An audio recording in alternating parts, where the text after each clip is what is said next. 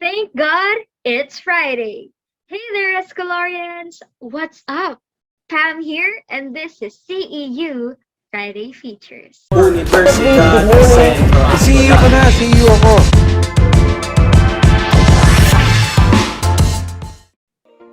Another day, another CEU Friday Features episode for you. Tonight, we're going to talk about getting a fresh start.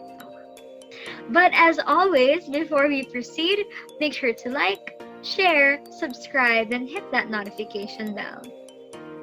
You know that feeling when you've already come so far, but you think it's better if you allow yourself to have a fresh start? Our guest for tonight has all the feels for that. She is an outstanding alumna from Centro Escolar Integrated School or CEIS, and she recently graduated from CEU Malolos under the pharmacy program. Let us all welcome Miss Kyla Jose. Hello, Kyla. Please say hi to everyone. Hi, good day, Escolarians!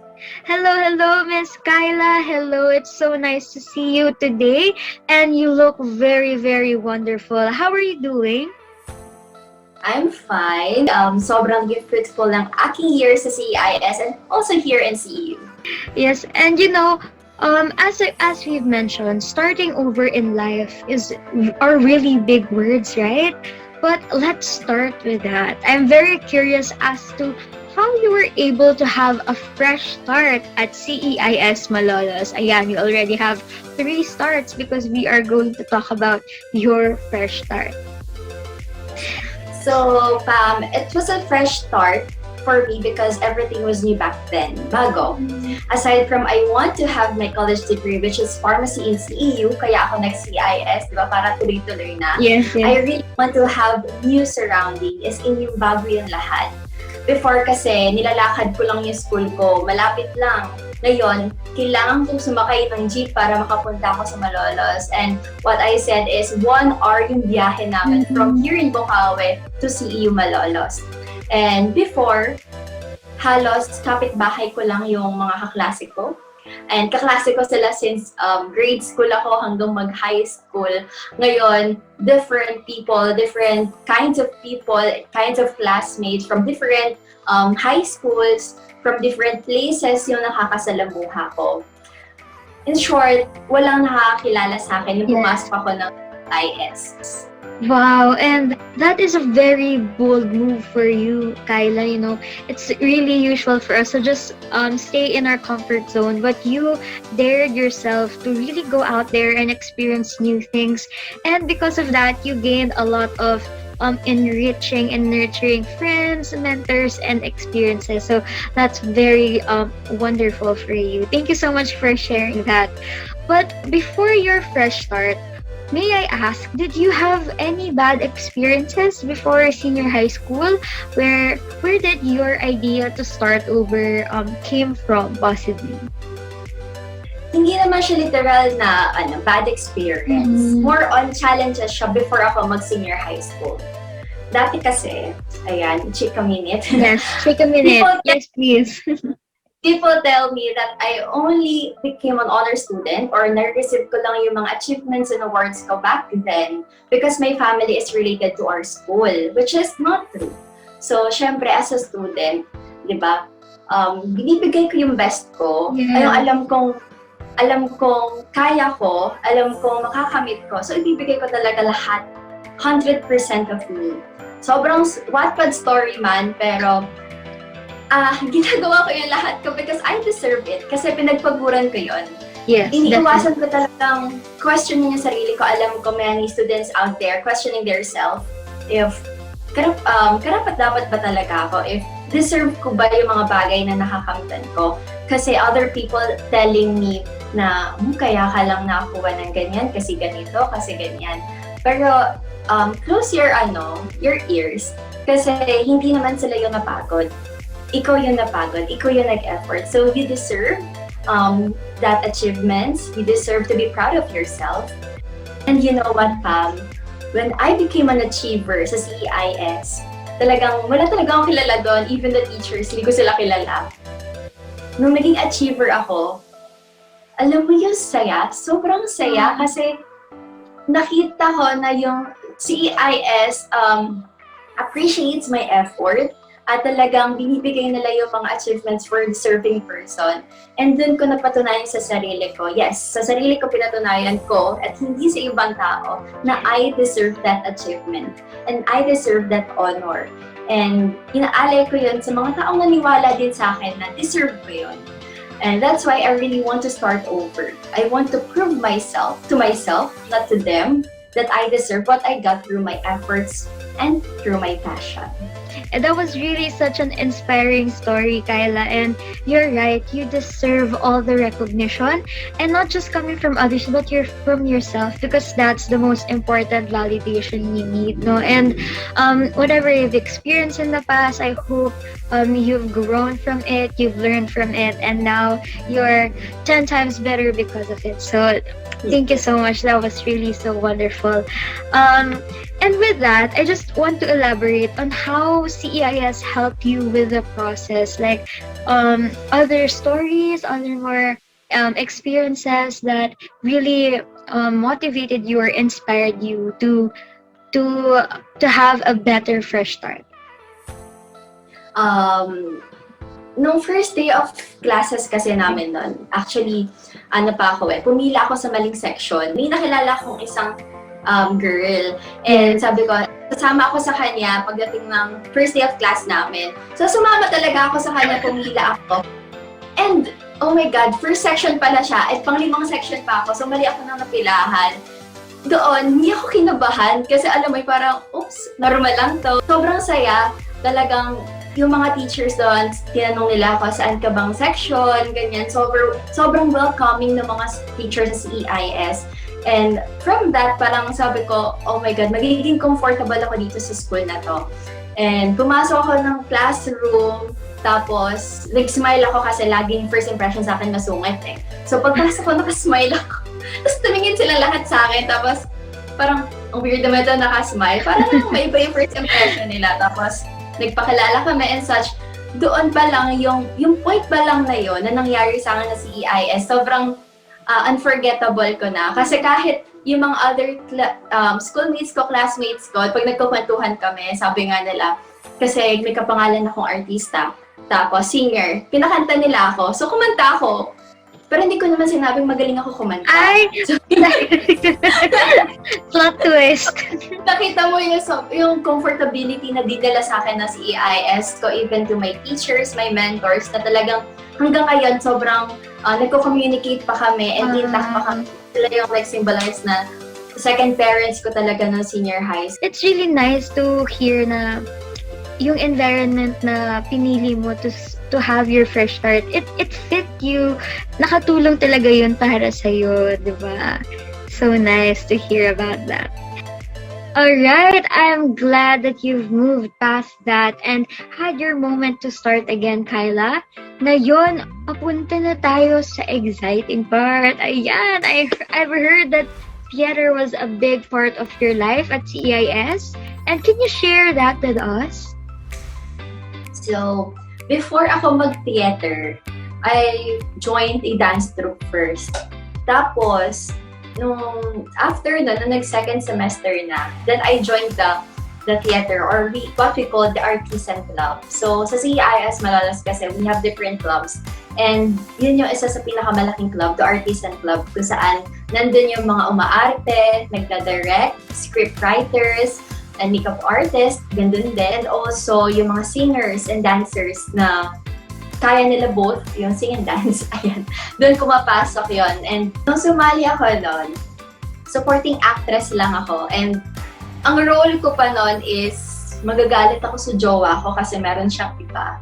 So tapos parang po flight attendant, sobrang iksi lang ng part namin, pero parang naka-Wattpad story kami kasi may sino yung kasama mo? May pag-ganon, may pag-ganong effect. And yung take namin na yon, may practice kami, lagi kaming late na nakaka-uwi kasi nga right after nung ACADS and classes namin kami nag-shoot or nagka-practice rather. Tapos, ipapalabas namin siya end of the semester. Tapos, yung mga students, manonood sila per section, ganyan. Tapos, talaga ulit-ulit yung play namin. And may mga change of costume. May parang theater lang din talaga. Pero sa classroom namin ginagawa. And nung nag-grade 12 ako, we had this theater ulit, Damang Serapio. So, doon naman, naging judge ako. Then, pangalawa, naging pulube. So, doon nag-change of character kami. So, dalawang practice yon. May pulube ka, tapos magiging judge ka naman. So, medyo mahabang line and such. Pero masaya. Kasi, before pa lang, nung bata pa lang ako, I used to act talaga, yung mga lumalaban sa bulita, yung mga masining na pagkukwento, oration, and such. Kaya, when it comes sa acting, sobrang love na love ko. Kahit nakakapagod, kahit maraming ACADS. Alam mo, kapag passion mo talaga yung ginagawa mo, hindi ka mapapagod mentally. Physically, oo, kasi syempre, practice, pero masaya siya. Alam mo yun, yung sobrang fulfilling nung pagod na meron ka. Yes, and I'm sure a lot of our students here in CEU, most especially, have a passion for theater acting and just performing in general. Kasi nga nasabi mo po, halos lahat ng fields of talents like music, dancing, script writing, cover na ng theater, kaya napaka-versatile talaga ng field na to. You know what, Kyla? How about we test your acting skills then with our special game for tonight, which we will call What the Act? Alright, so in this game, 5 cards will flash on your screen where you have to choose one card at a time, and whatever word is in your chosen card, you have to act it out, okay? And guess what? I will be guessing the words, and of course, along with our viewers for tonight. Wow, this is very exciting. And I totally have no idea what the words are going to be. So I'm just gonna have to trust 100% on your acting skills, Kyla. Okay, we can do this. So, no pressure naman, Kyla, but are you ready? Super ready. Yeah, super ready. I am ready as well. And with that, our producers will let you know your chosen word, and you will have 45 seconds to act it out, and for me and the viewers to guess. So, Kyla, choose your first card. Number 3. Number 3. Okay, Kyla chose a number 3. So, timer starts now. Okay, 3 words. Okay. Tagalog po. Tagalog. Okay, Tagalog. First word. Circle. Bilog. Okay, bilog. Tama, bilog. Third word. Dribble. Basketball. Basketball. Bilog. Na basketball. Bilog ang mundo. Bilog ang bola. Bilog Tama! Galing! Wow, bilog ang bola. So, Kyla, what's the story behind that phrase? So, siguro yung bilog ng bola is lagi siyang ginagamit sa mga play namin and theater.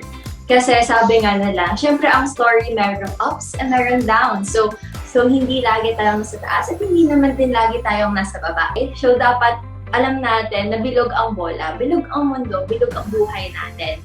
So kapag nasa taas tayo, let's be grateful. Kapag nasa baba tayo, let's keep harder or keep working hard para naman pumunta ulit tayo sa taas. And kapag may mga taong nasa taas natin, let's cheer for them. So, yun yung message behind that phrase. Let's cheer for them. Then, kapag nasa baba naman tayo, let's cheer ourselves para naman dumating yung oras kapag nasa taas naman tayo, mas mag-strive hard tayo. And yun yung meaning ng phrase na hinulaan mo kanina. And sobrang galing mo doon, Pam. Thank you so much po, Ate Kyla. And napakagaling din po ng pag-acting niyo ng bilog. Akala ko talaga basketball, pero Good job po. And wow, what a wonderful phrase that we really live on sa theater, no? And naalala ko lang yung kantang Basang-basa sa ulan na sana bukas na sa ibabaw naman. Parang ganun din po ba yung tulad ang bola, no? Parang sana, as we continue to cheer others sa taas, sana may time din naman na nasa taas din tayo and where we feel really grateful and all. Dahil sa journey na pinagdaan natin para mapunta sa taas. So wow, just very inspiring and motivating lalo na ngayon na life is really a ball talagang. Yes. Ikot-ikot po tayo dito. And with that, can you share with us, Kyla, what is or are the most challenging moments for you as a senior high school student back then?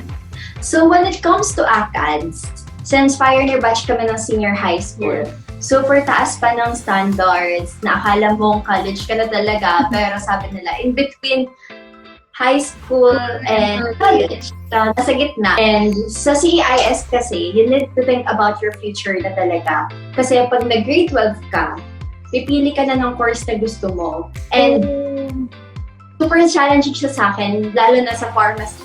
Kasi nag-grade 12 ako, kumuha na ako ng pharmacy. So, isa siya sa mga advantage ko, unlike other schools siguro, or isa advantage yung CEIS from other schools. Kasi kami, naranasan naman talaga yung OJT feels, lalo na ngayon na pandemic. So, wala masyadong internship and OJT. So, doon ng senior high school ako, naranasan kong pumunta ng butika, ma-expose kami sa different people, sa different medicines and drugs. So, ayun yung isa sa mga naging challenging moment ko sa akin. So, medyo mahirap na minsan dumating ako sa time na hindi ko na alam kung ano yung uunahin talaga. So, ayun, kahit na super sipag ko and sobrang organized kong tao, dumadating ako sa point na ganun, lalo na pag mahirap na sobrang bago pa sa akin. So, yun yung naging challenging pero exciting part as a student. And aside from that, sa extracurricular activities ko naman, as a council officer back then and a club member, madalas late na kami nakaka-uwi. And ang challenging, alam mo pa ano yung challenging doon? Ano po? Ang challenging, maghanap ng sasakyan pa uwi. Diba? So, yun. So, maghihintay ka talaga kami ng jeep na dadaan. Nahihahatid talaga kami sa tamang babaan. So, ayun. And isa pang challenging doon as a leader, syempre, yung kung magugustuhan ba ng tao or ng mga co-students mo yung outcome ng program mo or ng project mo. Pero nevertheless, they liked it, and from challenging moment to somehow unforgettable memory na sa akin at sa mga taong nakasama ko noon. Yes, and as I always listen to you, you always turn your challenges into beautiful memories. And with that, on the contrary naman tayo, what do you think is or are your greatest moments in senior high or in college? I mean, so yung greatest moments ko ng senior high school is unforgettable sa akin and siguro sa mga kasama ko. And nagkaroon kami ng first ever concert na kayaan ng senior high school student council. So, doon pa lang yung first batch ng The Ones, if you know them, the band. So, nag-perform sila doon, and kami yung nag-asikaso. Nagkaroon din pala kami, before that, nagkaroon kami ng colored fun run. Tapos, yung mga profs yung nagbabato sa amin ng kulay. Pero syempre, hindi kami lumabas ng campus, since malaki yung campus ng CEU Malolos. So, doon kami nagtatatakbo. So, ano po ba? Then, yung mga bands, yung bands namin, from different strands. So, sila yung nag-perform para din sa Battle of the Bands. So, after noon, nagkaroon kami ng concert nga, yung The Who Wants to Do, with foods and such. So, yun yung escape. Siguro yung advantage another ng CEIS. Kasi CEIS goes to academics and goes also to co-extracurricular activities na kung saan sobrang mag-iwan ng unforgettable memories sa mga students natin na may time talaga for relax. Yun yung message ng CEIS namin nun eh. May time kayo for relax, may time kayo mag-unwind, ma-feel niyo yung student, not just as a student na nag-aaral, as a student na nagsasaya. yes. And sobrang grateful ako na na-experience ko yun with other people na hindi ko man kilala personally, pero nakita ko yung ngiti sa kanila na, oh yes, ang saya. no moment na yun at naging unforgettable memory siya. Yeah, yes, and it's so fulfilling, no, to see other people happy. And mas napapasaya ka talaga kapag may napapasaya ka ring iba. And in hearing your stories, nakakamiss yung high school. Sobra yung mga Battle of the Band, yung mga fair, mga ganyang fun run. And it's really so important, lalo na nung mga panahon na yun, as yun yung mga pinakal ng ating kabataan. So it's very important to experience those things, to build those types of memories. So I'm very happy that you've given that to your fellow students. It's so beautiful. Now let's move on. Let's choose your second card, Kyla, and see what the So I choose number 1. one. Okay, number 1. Let's see. What's your challenge? What's your word? Now, timer starts now. English. Okay, English. One word. Okay. 2 syllables. 2 syllables. Okay. First syllable.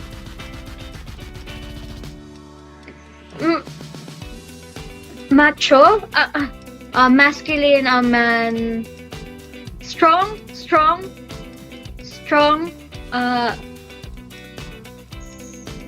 woman, feminine, tough, strong soldier, strong. Okay, times up. Hindi ko nakuha. One word lang. Sayang. Okay po. Pwede pong word reveal. So our word is Mentos po. mentor. Mentor. Mentor po pala. Akala ko po mentos. Mentor. Mentor. Yung lalaki. Okay po, tapos yung That parang diniretso ko na yung sa second, sa second syllable, yung door. Sayang kung kailan one word. Okay, so the word is mentor. Okay, grabe naman, hindi natin nakuha. Sayang, but I'm sure we have other items to choose from. So, speaking of mentor, Kyla, who did you look up to the most during your SHS days? Who made the biggest positive impact on your life? In my life, lalo na nung senior high school ako, it was my late grandfather. So, my late grandfather is, so, kahawig ko daw siya, parang ako. So parang siya talaga yung naging idol ko, siya yung naging mentor ko all throughout my life, especially nung senior high school ako. Since he was 97 or 95 years old that time. So siya yung naging mentor ko talaga pag lumalaban ako sa mga mini competitions sa school, tapos sa pag-aaral, talagang pupunta ako sa kanya kasi teacher siya and also a lawyer. So, pupunta ako sa kanya, nagko-consult ako sa kanya when it comes in leadership kasi isa din siya sa mga magigiting na leader here in our place. So, all in all na sa kanya lahat. So, siya talaga yung tinitingala ako. And sobrang naging proud ako kasi one time, nagkaroon kami ng documentaries MIL sa senior high school. Yeah. So, siya yung dito namin. And alam mo ba pa, siya yung gawa ng sarili niya script. Wow, grabe. You can ask me everything. Sasagutin ko yon. So, wala kaming problem when it comes to questions kasi sinasagot niya. Mm-hmm. And talagang sobrang ganda niya sa mismong sa mismong documentary kasi hindi kami nahirapan. Mm-mm. And yun siguro yung pinaka-proud moment ko kasi yung taong tinitingala ko, I had the chance to ask him on a screen kasi alam mo yung kahit iba yung impact sa akin kasi I saw him as another person na talagang sobrang iniidolo ng lahat. And yun yung pinaka best mentor para sa akin. Kahit ngayon wala na siya. Lolo, hello. So, ayun. Sana yung talent niya na yun nakuha ko. and na bigyan ko ng hustisya. Ngayon, nasa leader, di ba?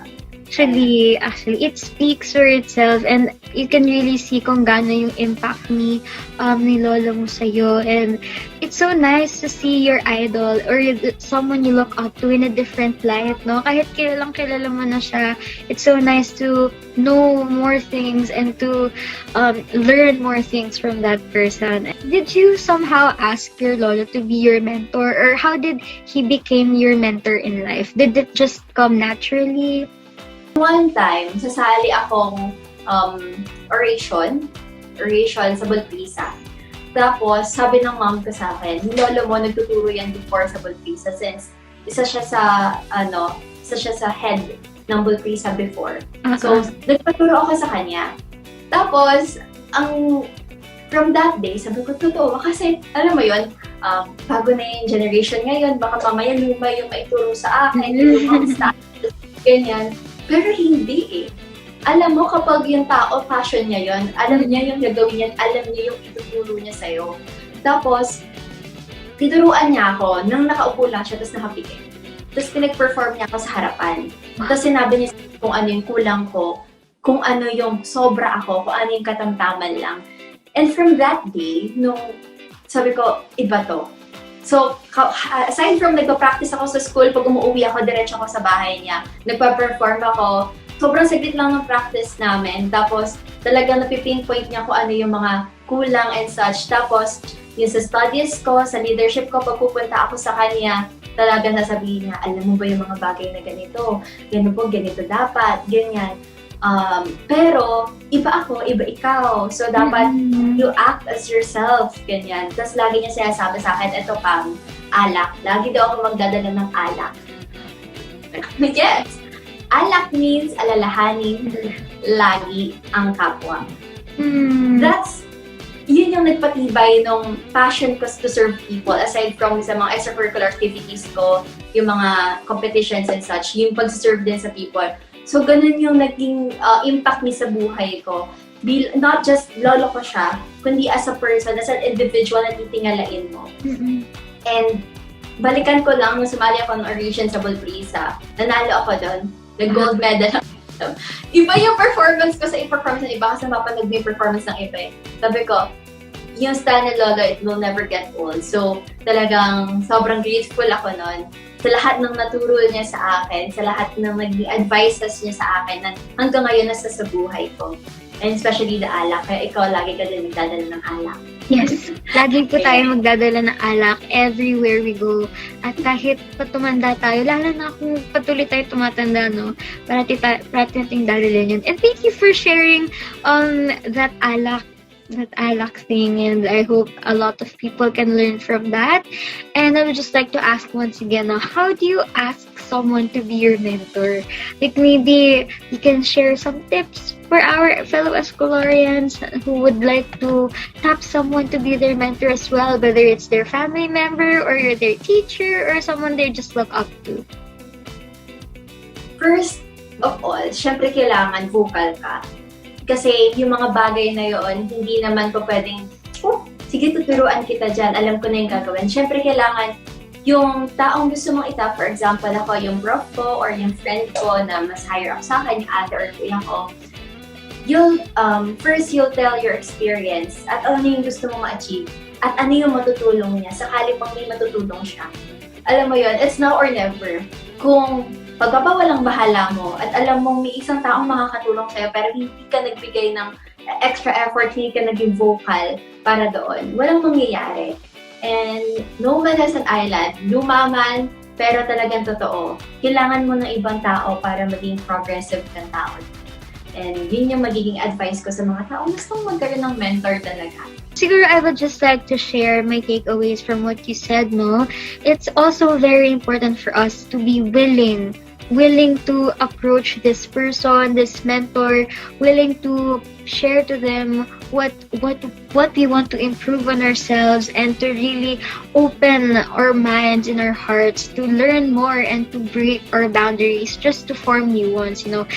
Sometimes we have to empty ourselves just to fill ourselves of more knowledge, wisdom, and also thank you so much for sharing your tips to us, Kyla. They're very helpful, even for me. Thank you so much. Now, let's go back to our game. Okay, so you have the last card to choose, Kyla. And what is it gonna be? So, okay na yung 3, 1. One. Let's have yung one na kanina. Number 5. Number 5. Okay, Kyla chooses number 5. So, let's see. And timer starts now. So here, Pam, let me talk. So gagawa ako Sure. ng Okay, this is my script. Magandang umaga mga kababayan. Nandito po ako sa inyong harapan para magkaroon tayo ng proyekto para sa ating mga kabataan. Okay. Okay. Campaign period. English po to. Tagalog. Okay. Let me Okay ba? Okay, meeting the advance. Ay, hindi eh. Parang pagpupulong, community outreach, ayun na, time out. medyo mahirap yung word. So, Okay lang po. we're in the reveal. So, at least, diba, nakahula tayo ng isang beses. Yes, opo. Sangguniang kabataan. Medyo malalim. Yes. Okay po, pero actually, gets naman po na kung paano naging sangguniang kabataan, baka po nagkulang ako sa vocabulary, pero wow, thank you so much. So, Dapat magka-campaign pa ako. Magandang umaga po. Ako po si Kyla Jose, ang inyong oo na po. Actually, akala ko talaga kampanya din to. Siguro, hindi na po talaga tayo, So, okay, I think we should talk about this more. This is really very interesting. Sangguniang kabataan. Kyla, are you an SK member? What's your position or role in the Sangguniang Kabataan Council?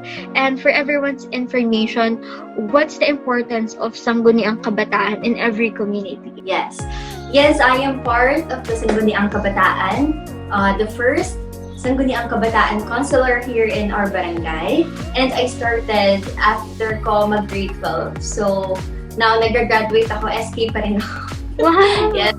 Sa pandemic, syempre delay yung natin. So, ayan, SK pa rin ako. Though sinasabi nila yung SK, yan yung punot dulo. Diyan nagsisimula yung mga corrupt and such. No?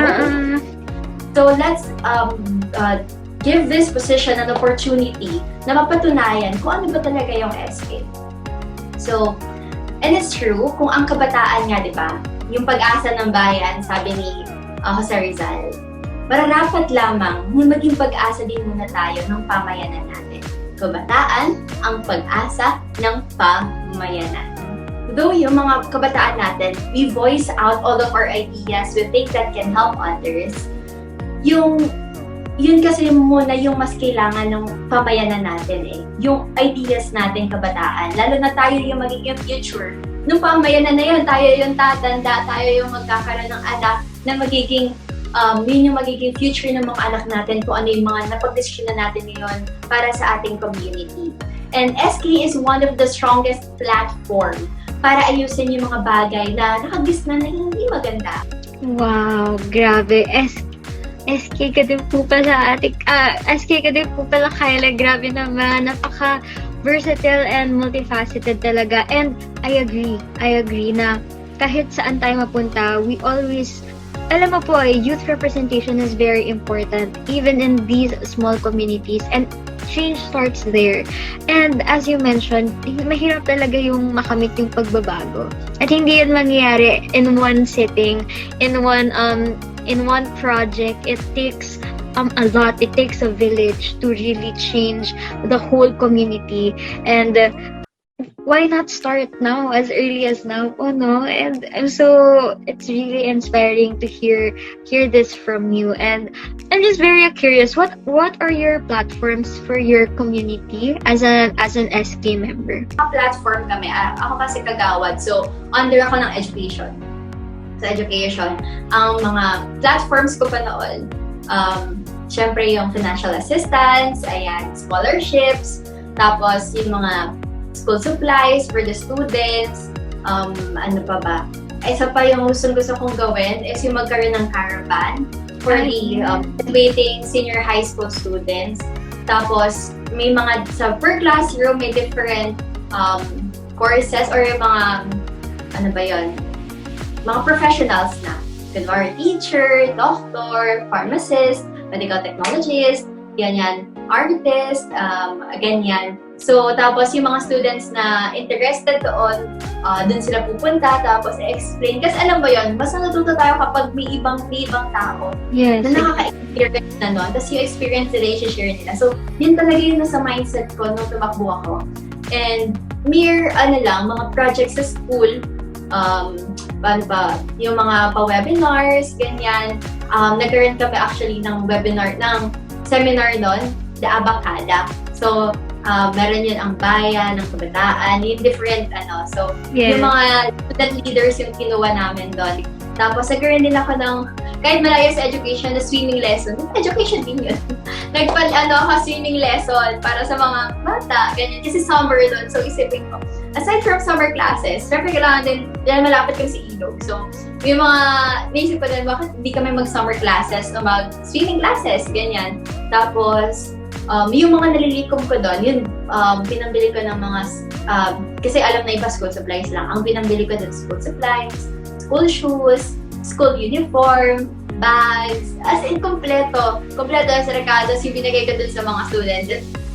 Some of the budget naman ay ginamit namin pambili ng mga libro ng mga students. Siyempre sa mga private schools, yung mga indigenous people, indigent people here na gusto mag-private school na hindi naman afford yung mga expenses. So doon, gumamit din kami ng budget para makatulong kami. So yung mga siyempre platform on education, yun talaga yung mas binigyan ko ng attention since under education ako. Wow, grabe. Very, very active and so proactive wherever you go. Kahit mapa-school man, mapa-theater, mapa-community, very, very passionate in everything you do. Thank you so much for your hard work, for your contribution, Kyla. To sum it all up, I think I can share 3 takeaways for our episode tonight. First, it takes a lot of courage and determination to press that restart button, but it will always be worth it as well. Second, we should always carry compassion everywhere we go, and because there is nothing better than contributing further to a nurturing and developing community. And lastly, third and last, it really helps to keep an attitude of gratitude, just like Kyla, turning every adversity into a blessing and grounding herself in faith and love in Christ Jesus. So thank you so much. I think it's really safe to say that this episode has been a challenge for the both of us, but nonetheless, it has been a fun one too. It's really so fun, inspiring, and motivating to hear from you. And I hope you have enjoyed this episode as well, Kyla. And of course, all the best to your future career as a pharmacist and a theater artist as well, of course. And with that, it has been a wonderful time with you. Thank you so much. Bye. Thank you. Bye-bye. Thank you. And that's a wrap. Do you have someone in mind that you want to be featured in our show? You can comment their name and what topic you want us to discuss with them, and we'll surely get on that. Also, don't forget to follow our podcast. That's Escolarian Podcast on Spotify. See you in our next episode, Escolarians. Again, I am Pam, and this is CEU Friday Features.